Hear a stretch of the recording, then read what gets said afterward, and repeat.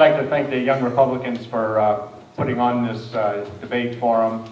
I'd like to thank Mr. Jolly.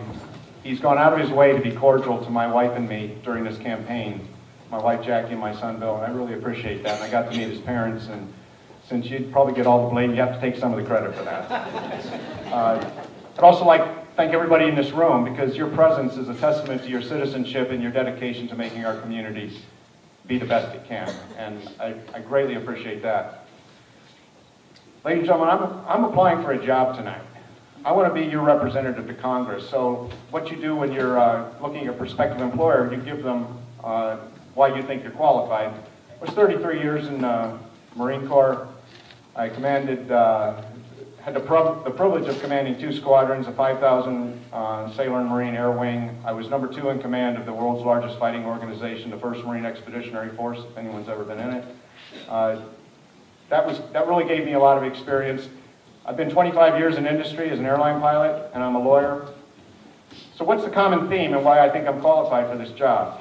Each of those occupations has one word that stands out among the most, and that's the sense of service. The higher you go in the military, the more you serve, and in the Marine Corps, the case of sailors and Marines. In industry, as an airline pilot, I serve my customer, and naturally as a lawyer, same with Mr. Jolly, you serve the interests of your client. I think my lifetime, boy to man, has been a sense of service. That's why I want to continue on that service as your representative to Congress. Let me talk about another form of service. That's the federal government service. Now let's remember, this is important in my platform. The states created this entity known as the federal government. It's supposed to serve the interests of the states. And in my view, and the reason I'm here, there's been a staggering role reversal that entity we created for the sole purpose to serve us is into our lives, our liberty, and our money in an unsustainable way. I'd like to reverse that trend. What I see is bureaucracy, inefficiency, compliance, regulation, debt, and deficit. I don't think it has to be that way. For example, the founders had 4 departments. We now have 15 cabinet-level departments and 6 other equivalent agencies. It's gone well past the sense of the state, the defense, the treasury, and the justice. That's all the founders thought. On top of that, 463, if you go to USA.gov, 463 agencies and organizations. I think we can do better. My service to our community, twice I've been recalled for 2.5 years to active duty. When I retired from the Marine Corps, I spent the first half of 2010 volunteering in the Public Defender's Office. I'm a rabid baseball fan, so I've been participating in Little League. I continue pro bono work as an attorney. In the end, it's this. I want to go to Congress. If you think you know how to spend your money better than the decree of an imperial person in Washington, if you think you know how to take care of yourself and your family better than Washington does, if you think your federal government should serve you and you shouldn't be serving your federal government, my name's Mark Bircher. I'm running for Congress.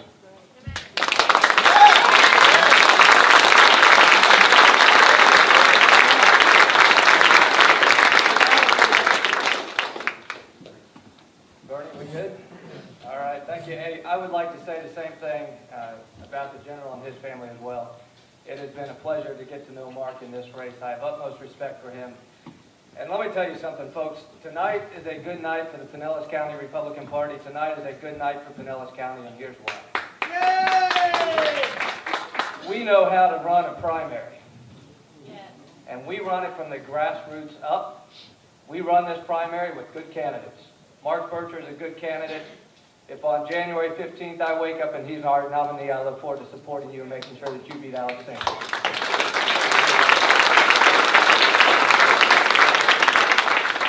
That said, while this is a good night for Pinellas County, I can tell you there is no better way to spoil a good New Year's than to have to answer questions from Dr. David McCaleb and Peter Schorsch. I would like to wish a happy early birthday to Peter. Hopefully he'll grant me a little bit of currency up here. I understand your birthday's tomorrow. Happy birthday. Thank you very much. Another very special birthday this evening. My mother here in the front row today is her birthday, so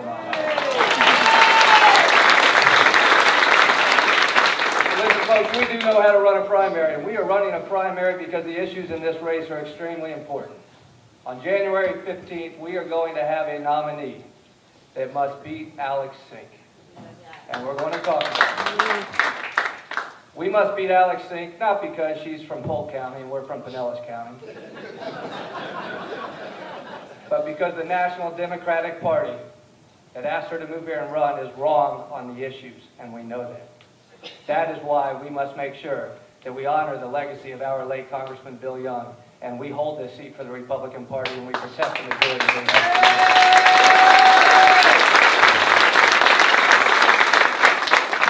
When I was old enough to register to vote, I registered as a Republican because I believe in the core economic principles of the Republican Party. Some would say we have lost our way, and I would agree with that in a lot of respects. We have. We know that we can do a better job when it comes to the debt and to the deficit. We know that when this president took office, our national debt stood at nearly $10 trillion. The cumulative debt of 220 years of our republic sat at $10 trillion. When this president leaves office, that number will be roughly $20 trillion. In 8 years, his administration will have doubled what took 220 years to accumulate. Republicans, in part, should bear some responsibility for that. There has not been enough conviction within the halls of Congress to stand up to this president on that. We need to elect somebody that will do that. We're going to have an opportunity tonight to talk about a lot of issues, and I'm glad that we have this forum. The voters in this county, the voters in this primary, deserve to hear where we stand on the issues. I know there's going to be many areas in which we agree, and tonight you're going to hear a lot of that. But from here until Election Day, for all three candidates, including Kathleen, who I understand can't be here tonight, the voters need to know where each of the three of us stand on the issues, because on Election Day, that's what matters, where we stand on the issues. I look forward to tonight. Peter, David. David, we don't have a fang and claw to give you. You probably won 10 of them at Tiger Bay, but I imagine you'll get a couple tonight if you do your good work. So thank you, everybody, for letting us be here this evening.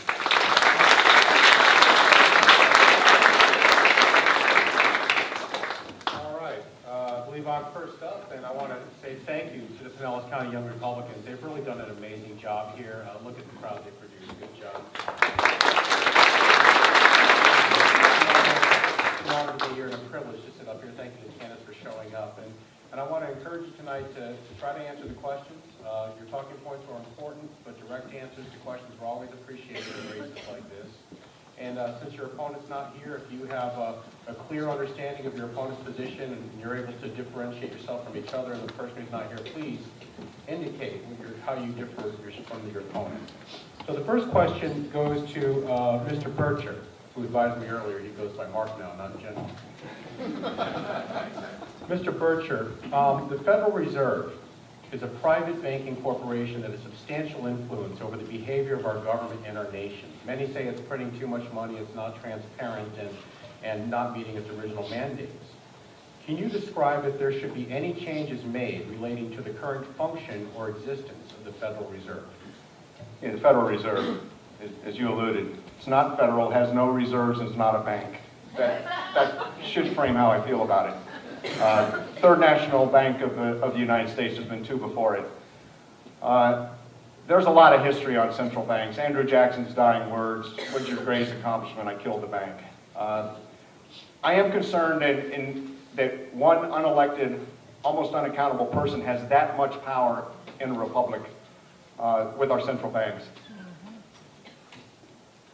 The founder of the notion of central banks stated, "Let me control a nation's money. I care not who makes the law." If that doesn't tell us that we need to at least guard, I don't know what else could, because in many cases, if you've ever been around teenagers, a plan without money is a hope. So money is the foundation of almost everything. I'm not as strident as some. Within the enumerated powers, I might be open to the transition of the Reserve Bank. When the Reserve Bank is used in the way that we're seeing it, and actually Mr. Jolly explained it in the numbers, I don't think we can go much further on this path with the relationship with the central bank. If that means getting rid of it, I would support it.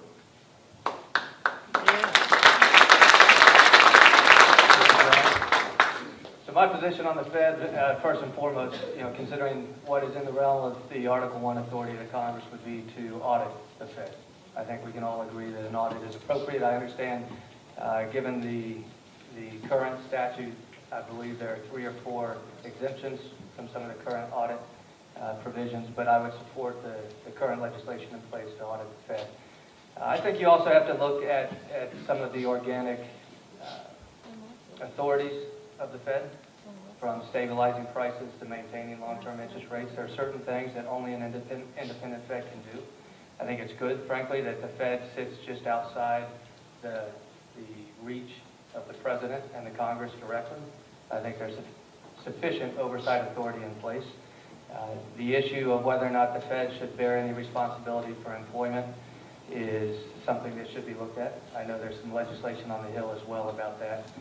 But I would say primarily, let's start with what is currently attainable. Let's push the audit the Fed measure. Let's get that enacted. And from there, transparency and sunlight will dictate where we go from there. Thank you. Thank you. Thank you also to the Pinellas County Young Republicans, a lot of my friends in the audience. Thank you to all the Republicans. I am a registered Republican, just for the record. And I am Just so... you like getting our mail pieces. I want to take this chance also to publicly thank David McCaleb for sitting within 3 feet of me. We don't often agree on everything, but like you all, it's great that you all are here in a torrential downpour. And so kudos to you for turning out tonight. My questions will probably be a little bit more political than they will be policy oriented. And so I'd like to ask both of you, if you are elected, you will obviously be a member of the Republican caucus. Would you support the so-called Hassert rule that requires a majority of the majority to move legislation forward for a floor vote? Or do you believe that bills that have already passed the Senate should receive a floor vote in the House of Representatives if there is a clear bipartisan majority in support of them? Please, General. Or I think we should rotate, right? And David, you go first and then General? Yeah. So I would say in principle, yes. But let's talk about what that really means, because the reason the Hassert rule comes up, it's kind of like when you hear about reconciliation every couple of years. You hear about reconciliation because the process is broken down. You hear about the Hassert rule usually when the process is broken down. I think if we restore order to the institution itself, and we go back to a traditional committee structure. And look, what has happened in the past 10 years, and we've seen this under both Democrat and Republican majorities, the leadership controls everything. You would often hear the late Congressman Young, when he would talk about his frustration having been in office for 43 years, it felt like times there was very little he could do because the leadership controlled everything. It's an environment like that when we hear about the Hassert rule, because the leadership is invoking the Hassert rule. The Hassert rule is an interesting thing, right? And this goes almost to an academic conversation about what's the role of a representative. The role of a representative to put their convictions in front of the voters and have the voters choose, and then they honor those convictions on every vote. Or is the role of a representative to put themselves in front of the voters and then for each and every vote think, what would the voters collectively in my district expect me to do? What would be the most representative? That's an academic question that really has no final answer, but it speaks to this question, because is the role of the majority to further the policies that they ran on and that they were elected for nationally, or is it okay to break the Hassert rule? And I would say, generally speaking, I fall in line with the Hassert rule. I think it's a good thing, but there have to be exceptions. Within the whip's office, within the Congress, you have leadership on both sides who are always counting, where do our own members stand on a certain issue? Are they going to vote yes or no? And then that helps them determine the floor schedule. Do they have the votes for legislation? Occasionally, the whip's office on either side will come out with a message that says, this is a vote of conscience. In other words, we're not going to whip. They don't say it, but they're waiving the Hassert rule. And it's appropriate at times to waive the Hassert rule. The Terry Shiloh vote, which was a personal vote here in Pinellas County, though I don't think the Congress had jurisdiction to consider it. At the end of the day, that was a vote of conviction, and the Hassert rule would not have been invoked in that situation. Similarly, all of the repeal votes on Obamacare, and I would have supported absolutely every single one of those repeal votes. At the end of the day, though, and I've said this publicly, at the end of the day, the job of a legislator is to legislate. And if we didn't have the votes, the last vote in the fiscal year, prior to the government shutting down, I think you have to waive the Hassert rule and say, we have to keep the government open. The answer to the question is, generally speaking, yes, I support the Hassert rule. I think it's a good principle. There have to be times, though, like any rule, where you have to make exceptions to it. Otherwise, it's a doctrine that we should subscribe to.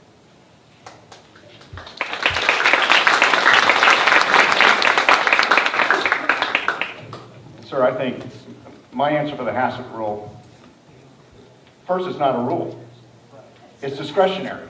So the idea that we are letting our employees waste our time, in my view, talking about what their procedures. We should be giving them a report card on what they get done, not how they get it done.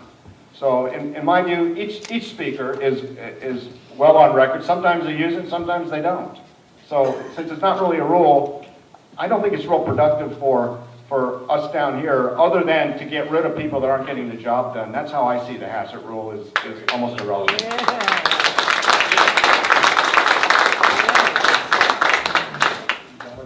Yes, sir.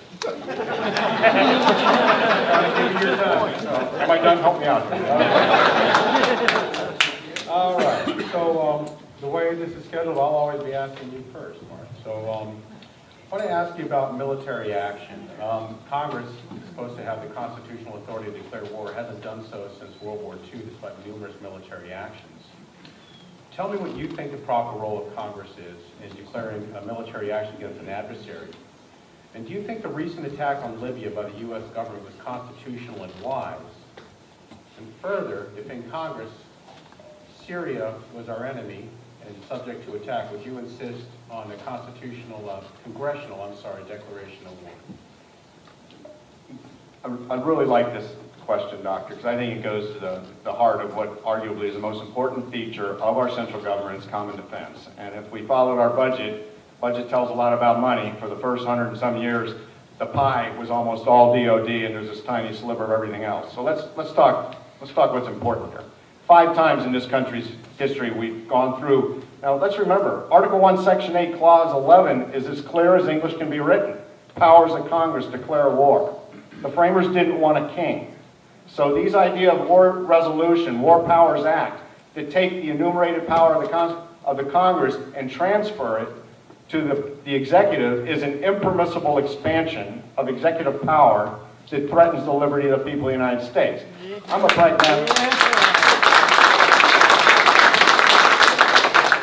pragmatic military man, and I need to be careful here because as we speak, there are young men and women in harm's way right now, betting all their tomorrows on this. Many in this room have done that.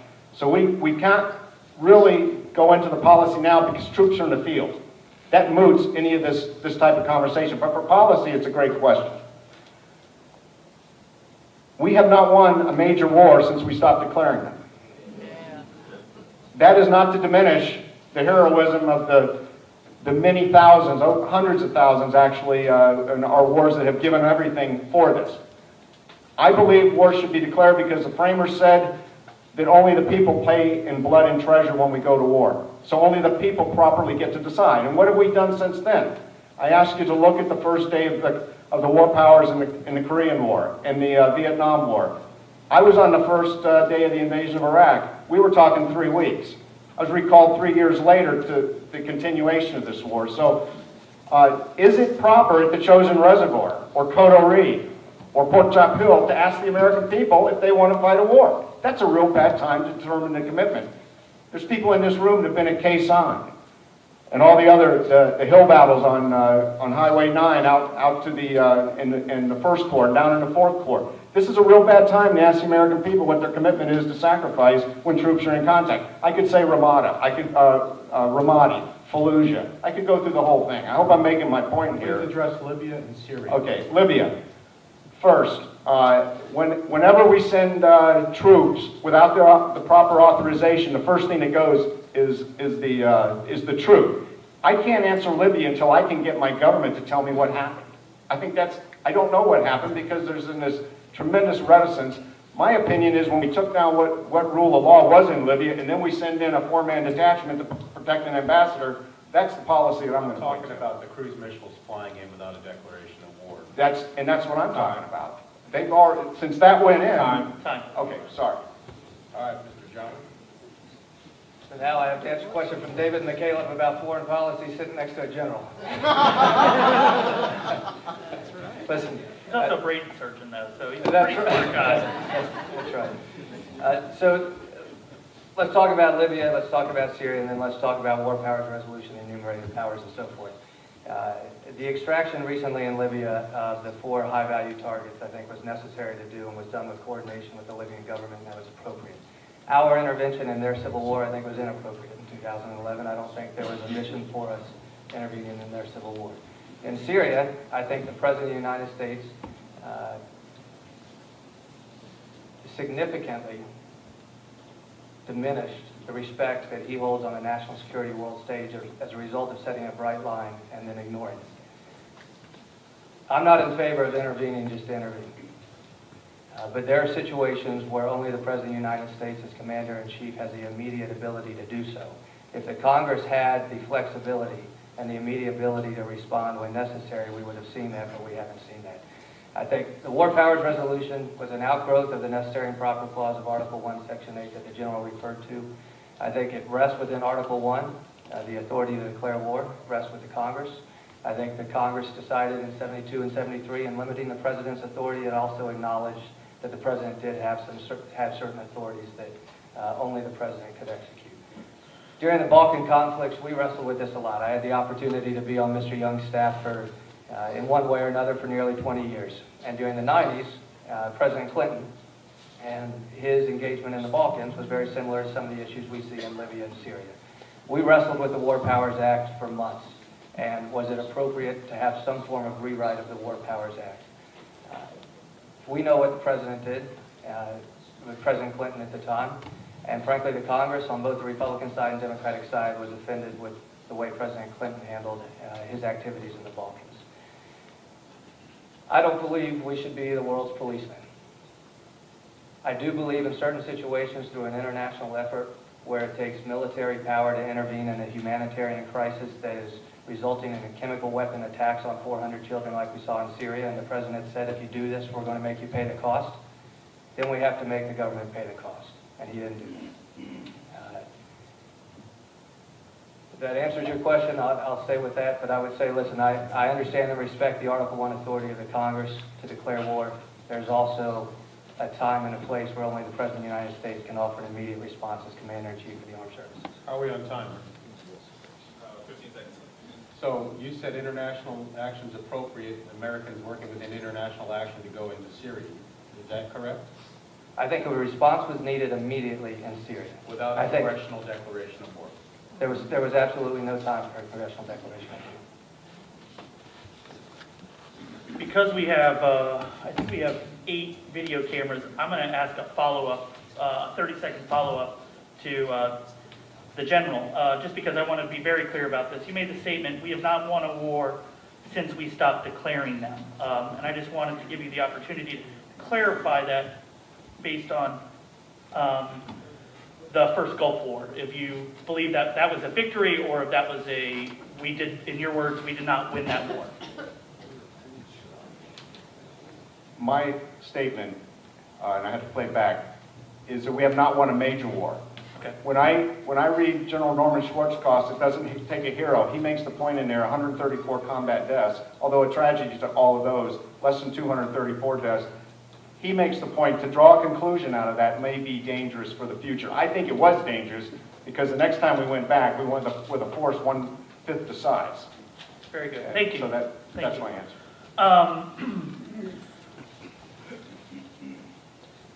One of the greatest attributes of the late Congressman Young was his understanding of the needs of the community, and he was probably most effective at bringing home funding from Washington, D.C. That's the environment has certainly changed now. Earmarks are banned, at least temporarily. So as a freshman congressperson, do you plan to follow that tradition? Or do you even agree that there should be earmarks and the ban on earmarks should be lifted? David, I think, has got to go. He's my dance partner, and then the general. The power to appropriate it is an Article 1 authority of the Constitution. It sits with the Congress. The earmark story became a story because of abuse, but if you look at the history of the struggle of power between the executive branch and the legislative branch, the executive branch is always trying to wrestle away power, the legislative branch is always trying to bring it back. In the case of the legislative branch giving up its authority to earmark, I think it was irresponsible on behalf of the institution because it said to the President of the United States and the executive branch, we're now going to punt appropriations to an Article II authority, and I disagree with that. That being said, it was rife with abuse. We saw that. We know it. The stories are real. I can tell you, and General Bircher made a comment, that this is a job interview. Right? We are asking the voters of this district to consider our qualifications. And this is an important one for this race, because we are replacing the most senior Republican in the House of Representatives with the most junior member of the entire House. So what we have known of Mr. Young and his ability to stabilize the economy here through federal funding is going to be a significant challenge. But what Mr. Young has shown us is that you can provide for the men and women in uniform, you can provide them with the technology and the tools they need to take our fight to our enemy, while at the same time investing in jobs and the skilled and unskilled workforce here in Pinellas County. There is a way to do that even as a junior member of Congress, and here's why. If you take just the Department of Defense, you know the defense industry here, right down the road at Lockheed Martin, they're working on canopies for fighters. Down the road at the Star Center, they're working on radars that are going on board ships to reduce man hours and maintenance downtime. All that is happening because of programs of records within the already existing Department of Defense budget. At any given time, there are 3 years of budget process going on within the Pentagon. Those are not earmarks. That's the normal budget process. Those are programs of records that are providing for technologies, programs, platforms, and weapons that the Department of Defense is going to procure. Understanding the technical side of how that budget process works, the ability to work today, not just on this year's fiscal year budget, but on the planning of the out-year budgets, both in the Department of Defense and every other agency. That is a qualification that should be considered for those of us that are going through this job interview process. My opportunity to work with Congressman Young, I believe, was providence. I could not have scripted it coming out of college. Frankly, I joked that when I got to Washington, I thought, well, who wants to work for this old congressman who doesn't get the conservative revolution that's just gone on in 1994? At the end of the day, though, I didn't realize the blessing I would have to learn from one of the greatest statesmen and legislators in the history of the United States Congress. I had the opportunity to do that. And because of that, I believe I bring a unique qualification to solving exactly the question that you just asked. General? I have to admire Mr. Jolly's answer. His knowledge is good with program of records and how it works. I want to do the best I can in that area if I get the opportunity. Within the enumerated powers, I think of all the things that Congressman Young did for us, I think that stands out for me as the highest bar, the goal that I would set to try and maintain what he has done, partly because that cannot be a state function. That has to be a federal function. So I go there with all the zealousness of belief that it is the right thing to do. And part of that right thing to do reflects on some of the things we've talked about here. It's dismissive of the Constitution, but I think what Congressman Young did allows us, and I would push back, that there's a reason the framers said maintain a Navy. After Clause 12 was raise and support armies, any appropriation limited to 2 years, so you could decide that you didn't want to appropriate that money. They just finished an 8-year war, but the very next clause says maintain a Navy. Well, inside that Navy is a little army. It's called the Marine Corps. That is the force that we should be sending in these places. It does not offend the Constitution. Prior to where we have gotten now, no, Robert E. Lee had to take United States Marines to Harper's Ferry, West Virginia, 90 miles away to put down a rebellion. Why? It offended the Constitution to take soldiers. That's the kind of thing I think if we get back to many of our answers, when I joined the Marine Corps, the joke was, join the Marine Corps, intervene in the country of your choice. That's... General, but do you, I'm sorry, just to be clear, do you support the current earmark ban, or would you see that lifted, would you support seeing that lifted if you were elected to Congress? I've got to answer questions here. But I'm telling you, I would need the totality of the information to know that I don't know, but that's kind of a sleazy political answer. The truth is, we've got to limit what I said earlier in this thing. Unsustainable $17 trillion debt. If that meant the earmarks, I'd have to be open to looking at the earmarks, sir. Thank you. Okay, next question for Mr. Bircher. Under the U.S. Constitution, individual Americans are entitled to judicial due process, a jury, and other protections from a government that would prosecute or penalize them unilaterally. Now, the U.S. has killed American citizens on foreign soil using drones without any trial. Anwar al-Awlaki and his son. Americans can be imprisoned under the NDAA indefinitely without a trial. So the question for you is, do you think it's appropriate for a president to unilaterally imprison or execute an American citizen based solely on his word that they are a danger or they should die? Well, Doctor, thanks for throwing me that softball. To me, it's a softball, or no, it's a beach ball that I want to hit.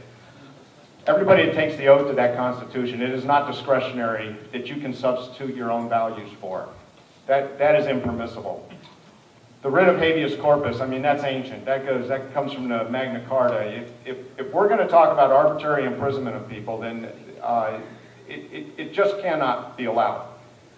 What is in our Constitution is a thing called no bills of attainder. I didn't know what that was. I never read the Constitution until I was pretty old. And that means, in Old England, the king could say, Doctor, you're an outlaw and you should be shot on sight. And that would be a bill. That was the end of the process. If you notice in our Constitution, it says no.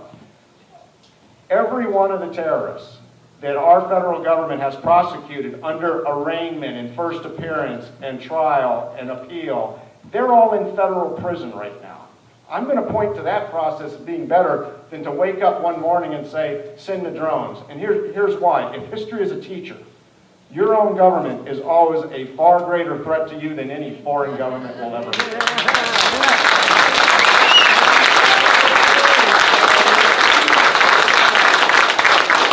Every pogrom, every Holocaust, every abuse in history, if we talk about Mao or Stalin or Pol Pot or Hitler, it's always a government against its own people. I think we have to include our Indian Relocation Act of the 1830s, the Trail of Tears. We need to look at our own household as well.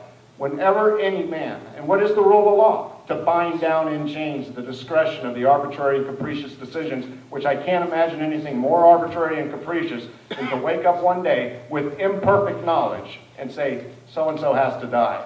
That is so far off the scale for me, I can't believe this country's even allowing that.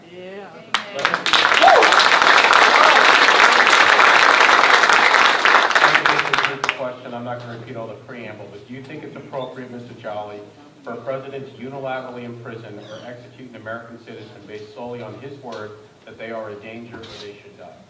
No. Can you elaborate? You made me see we're going to move on. No, I'm joking, right. So the answer is no, and importantly, because I appreciate the caveats you put in there. Unilaterally and based on his knowledge and his word. Absolutely not. There has to be some form of due process. In the cases you're talking about, and I know the families, I believe, have either filed suit or announced they intend to file suit, but the issue that a president has to face at some point, and I hope none of us ever have to face this, is in making that decision, they have to determine, is that individual an immediate threat to the United States of America or its people? And whether or not there's a possibility of detaining that person. Now here's the important part of your question. I don't think the President of the United States has the ability to unilaterally make that decision. There has to be a form of due process. We have a Constitution for a reason. Your question about drones, and I like to talk, I don't like to talk about drones, but when we talk about drones, I like to address drones as simply being a tool or a mechanism of conflict. Right? Drones by themselves, fortunately, can be used to save American lives because it keeps pilots out of harm's way. Drones can be used by keeping our men and women in uniform safer because they don't have to go immediately into the conflict. Drones by themselves are simply an instrument or a tool of war. The question is who is ordering that drone and based on what information. And so based on the question you'd asked, I'd say no. Do you think it's enough due process all in the executive branch, or are the courts required? Should evidence... No, I think due process is a responsibility of the courts at some level. Thank you. This is getting good. I want to ask a real quick question, and then I'm going to ask my question, which is kind of a follow-up on something you said, General, which I appreciate your passion. Off topic, do you support fully funding for the F-35 Joint Strike Fighter project? David Jolly? Yes. And General Bircher? Yes. Thank you. Okay, I'd like to follow up with something today. The New York Times, that moderate newspaper, wrote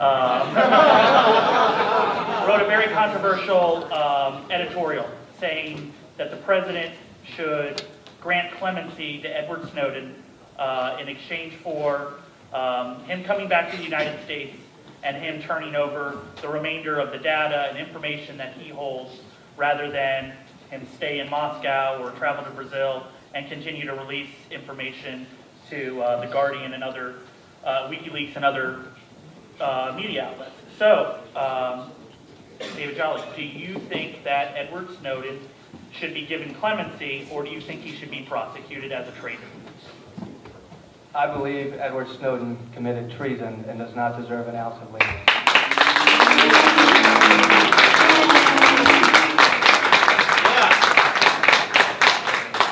General Bircher? I held a TSSCI clearance. I believe that, that the lawyer in me is a process guy. I want to see what's out there. I bring this up because I can tell you beyond doubt, we're missing chapters in this, and that's probably the way it should be. But I believe that before I could make the decision, I would want to know as much as I could the totality of the evidence and go through that process of deciding and then weigh it against the best decision for policy. You only get one of those answers per night to the question. I'm going to press one Okay, more time. no, fair enough. If you had to choose right now, and I understand it's A or B, and that's not how the world works. If you were President Obama, would you entertain the idea of clemency, or would you continue down the path of prosecution for treason? I would entertain the idea of clemency because of the national interest. Thank you. Very good.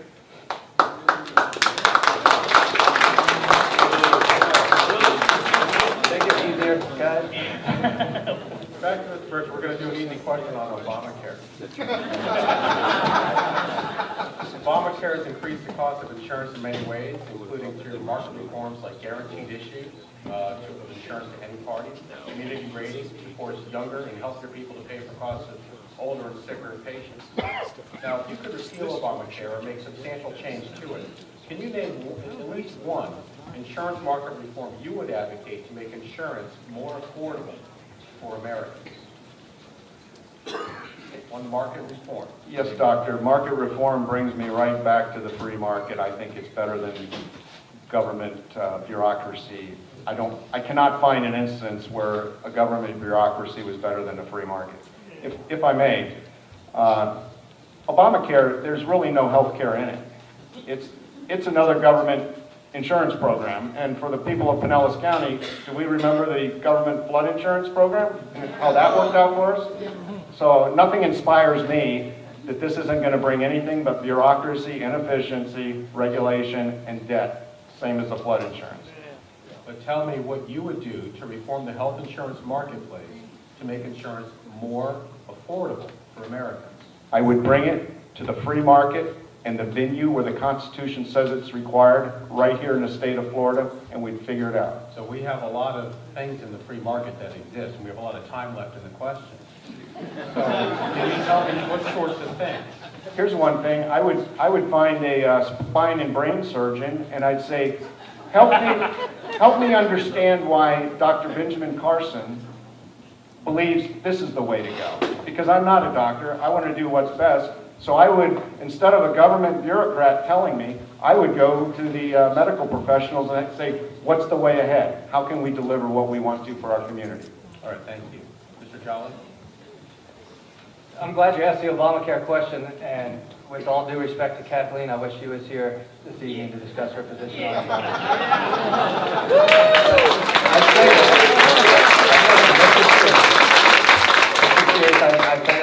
that is not intended to be a criticism of Kathleen. I do wish she was here so we could have a full conversation on Obamacare. Folks, I have said from day one that I think Obamacare should go. It should be repealed immediately. No ifs, ands, no buts, no Western policy on it. It is bad law. The individual mandate is unconstitutional. I think as people begin to start realizing that they now live in a world in which their government is requiring them to purchase medical insurance they're going to realize that this is not the government of the United States that we wish it was. I can tell you right here on this stage that I am for immediate repeal. I can't speak for Mark, but Mark, if you'd like to comment on that. I thought I did. I'm for the repeal. I think it's unconstitutional. I just think it's bad business. Okay.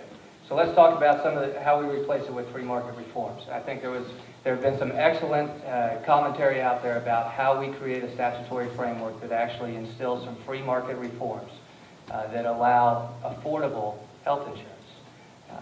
Look at life insurance, how that currently is handled. There is no interference necessarily, unless you want it, with employer subsidies. You can buy free market health insurance. The younger you buy it, the cheaper it is, because it's based on an actuarial table that assumes if you're going to keep that life insurance for the next 30 years, the private insurance company and the free market can price it at an affordable rate for a young person to be sure that with certainty they have that insurance for the next 20 years or 30 years or whatever the term is that they are purchasing. I think we can create a statutory framework by allowing portability across state lines, by eliminating the involvement of the employer as appropriate in a private health insurance plan. To the extent that we can create a statutory framework that allows insurance companies to offer that product on the free market, we will begin to address health care costs for everybody, starting with the young. Thank you very much.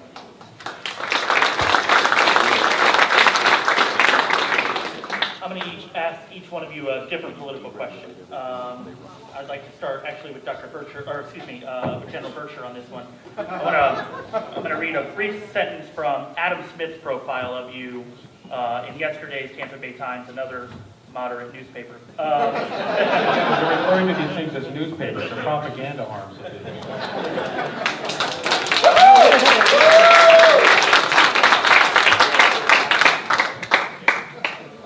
If life were a Frank Capra movie, no doubt Mark Bircher would be on his way to Congress to succeed the late C.W. Phil Young. He goes on to say, the 60-year-old general is accomplished, passionate, and idealistic. He's also breathtakingly naive about politics.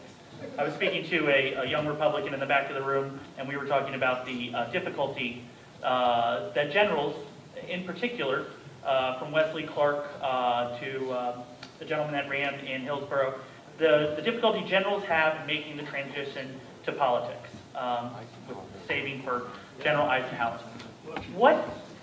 Why is it so difficult for a man as accomplished as you to make that transition to politics where you should be on your way to Congress, but we find yourself right now in third place temporarily in the polls? What is so difficult about the transition from military life to politics? Other than having to deal with loudmouth bloggers. So. I'm not sure I believe the premise that it is difficult. I think in my case, time was a factor. That when I went in, time is always a factor in everything, especially military operations. So, I think the people usually get it right. Grant was a president that had a military background. I think Van Buren, there were several, so I'm just not sure that I can believe that there's difficulty in the transition. In my case, I'm third because that's what the polls are showing, and I can't really extrapolate that to anybody else. If I'm third, it's because I need to do better and work harder and get further. But I'm just not sure why I'm having difficulty saying because you're in the military it's hard to make the transition. I just don't believe that. Okay. And Mr. Jolly, it's funny because to see you now as the front runner, and I've known you for a very long time, and it's probably surprising to both of us right now that you are the front runner for the GOP nomination, no matter how accomplished you are in the private sector. Two questions then. Number one, is there anything that you've lobbied for that you regret lobbying for at the time? Something that if you had to do all over, you may have not taken that client, or maybe doesn't fit necessarily in the role of a Republican congressman. And then secondly, let's say you do wake up on January 15th and you are the Republican nominee.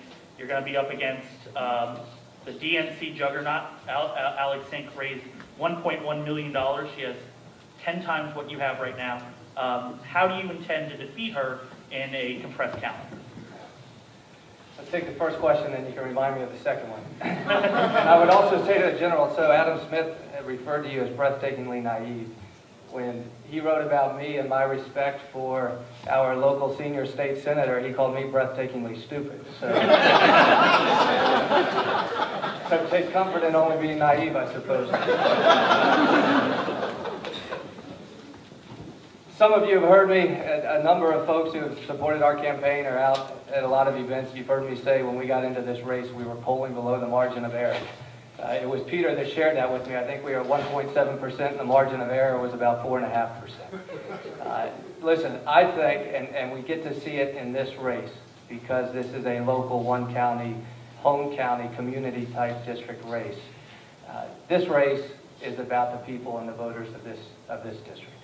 And at the end of the day, this race is not about the endorsement of one person or another just because they have the honorable in front of their name or because they've already been elected.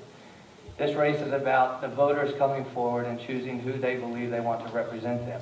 And they have an opportunity to consider the remarkable qualifications of Mark. They have the opportunity to consider the qualifications of the other candidates in the race as well. The House of Representatives is a unique construct in the entire Constitution.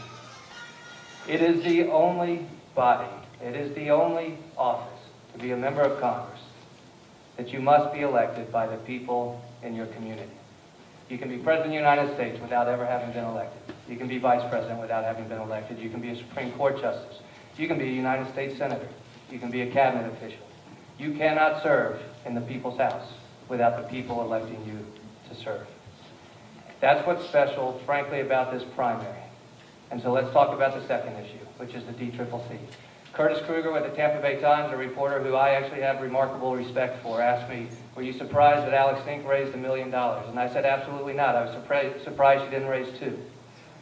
Because this race has always been about how much money the National Democrats and the DCCC and Debbie Wasserman Schultz can pump into Pinellas County to make sure she takes this seat from Pinellas County. We're not going to let that happen. At the end of the day, we are going to win this race because Alex Sink and the National Democratic Party are wrong on the issues and they do not reflect the values of the people here in Pinellas County.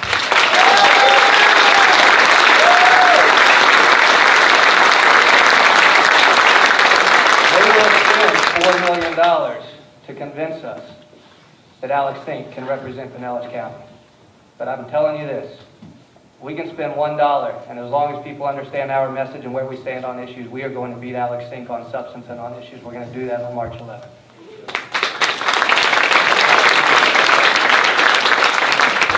All right, this is my last question. And before I end with that, I just ask folks here to go check out the Sunbeam Times. That's a shameless plug. It's run by sunbeamtimes.com. Mr. Bircher, the current national debt is $17 trillion. In addition, there's $120 trillion unfunded liability for Medicare, Social Security, and other programs that may cripple America economically. Now, if you had no choice, but that you had to balance the budget within 5 years, I want you to name some specific spending cuts you would make to help balance that federal budget within 5 years, and be very specific. It's the key question, I think, if we're going to really change our government. The projections exceed the wealth of the world. If that doesn't put us on notice that we've got a financial problem coming, nothing else will. My major tactic would be to return to the venue the state said, all those functions that do not require uniformity.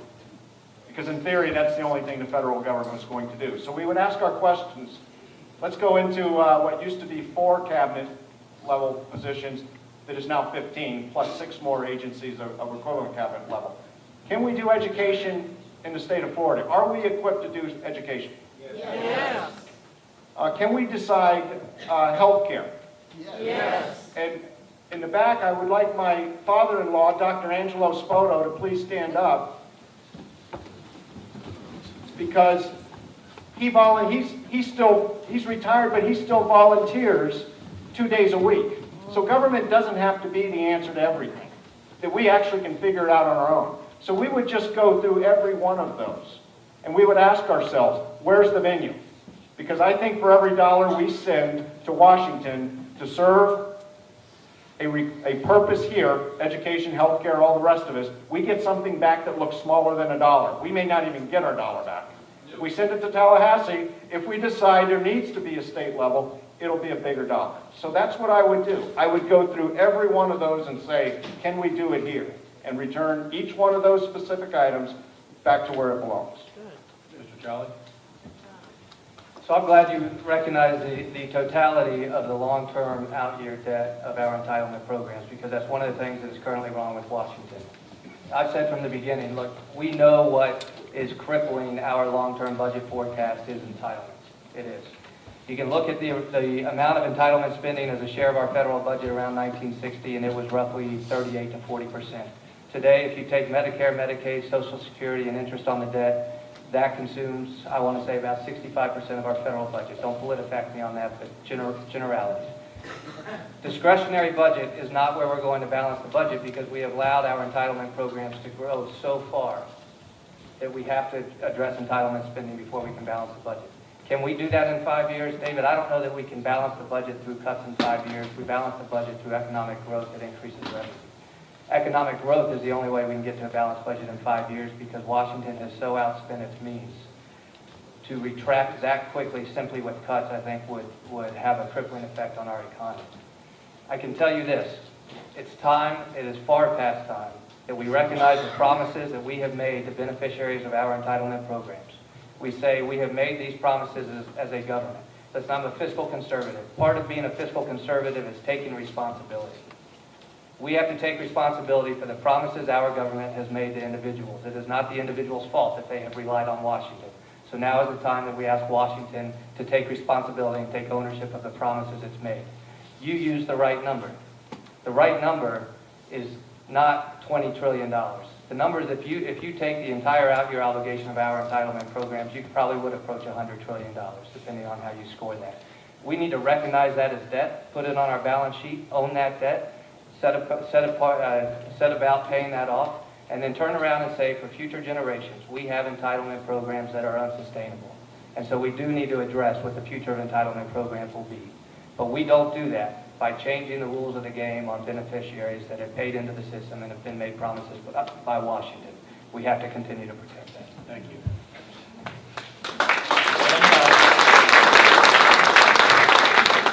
We're going to close this with a little lightning round, one answer, and we'll be out of here. Several questions. We'll go David, then General, and then David. Lift the Cuban embargo. Yes, no? I don't think we can outright lift it. General. Yes.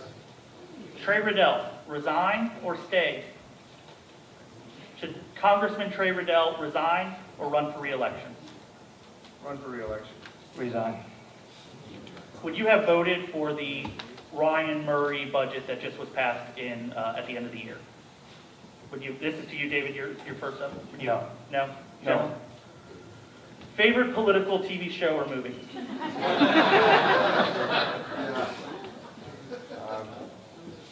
7 Days in May. Can you count Forrest Gump because there's 3 presidents and a king in it?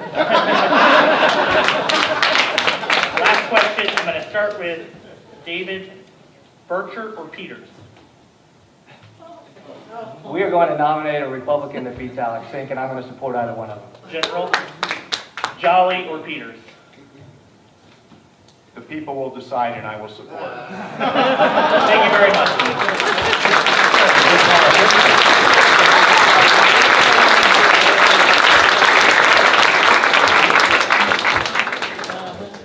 Thank you, panelists, for your questions. Peter was actually a little off. There are some more questions. It's not over. We did have a couple questions submitted from our members, questions that pertain to young adults, which comprise our group members. First question, General Bircher, you will begin. The cost of education has grown unreasonably high. Student loans are ballooning out of control.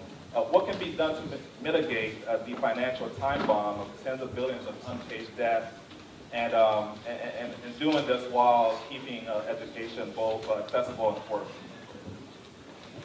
Yeah, I'd like to answer that question by pointing to the 2 parts of our society that are going up 10 to 15% a year as opposed to the inflation of 1 to 2. That's education and healthcare. Why is that? Because the government is saying, we'll put money into it. The free market says, where's the market? So I think the reason our costs are so high in those areas is in part because the federal government has intruded by leading out the part that they're either taxing us or worse, writing debt to supposedly give us things. So both of those, I believe the federal government's involvement is the reason both of those entities are too high. Look, I think the answer to higher education should rest at the state level. We have a great state university system here in Florida. The closer we can get decision making to the state university system, the better we are going to be, the better product we are going to offer students. I think it is always good public policy to encourage higher education, and I think that's what the federal government has tried to do with this loan subsidy program. At the same time, we know as economists that any time a product is subsidized, it distorts the market, and that's what we've seen. I think what has created the real crux here, what we are seeing, is that the universities are not held accountable for the product that they are graduating their students with. And when the students leave the university, they are left with the debt that they owe to a third party, not to the university. If the university had to suffer the consequences of the long-term debt that their students hold, we would have better transparency in pricing the product that those students leave college with.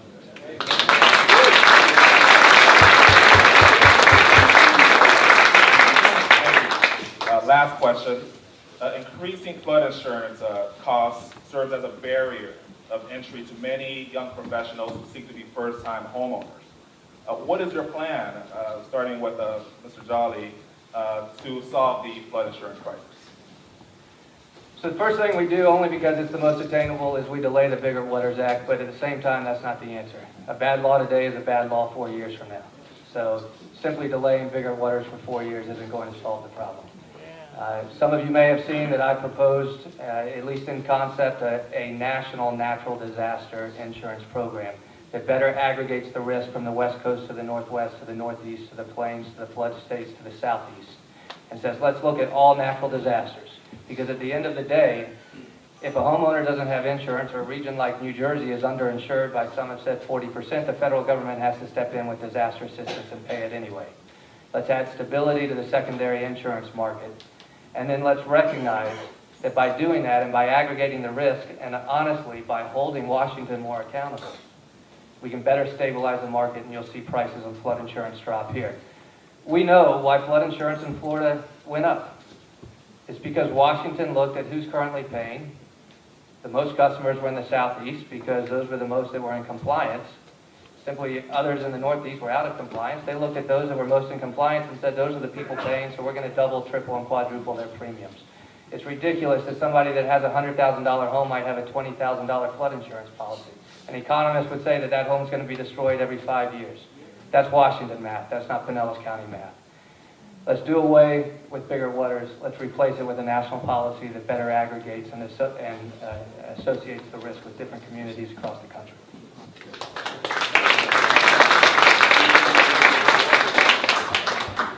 Only Washington could come up with a plan that goes along, and the legacy is $25 billion in debt, and going to a homeowner and saying your rate went from $1,700 to $7,000.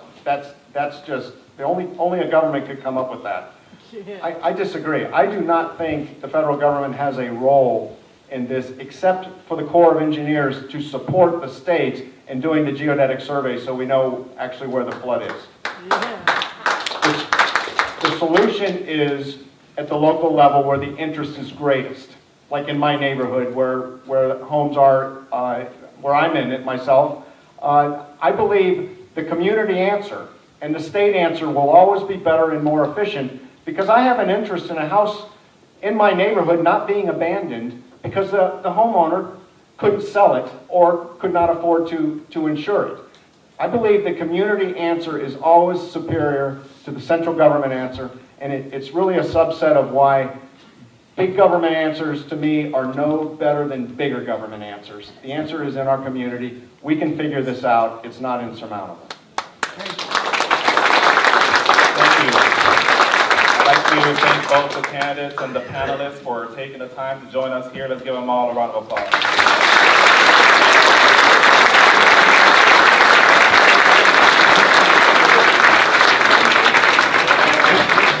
Our last programming note, the Pinellas County Publishing Republicans. Again, thank you all for coming. If you wish to support Republican organizations,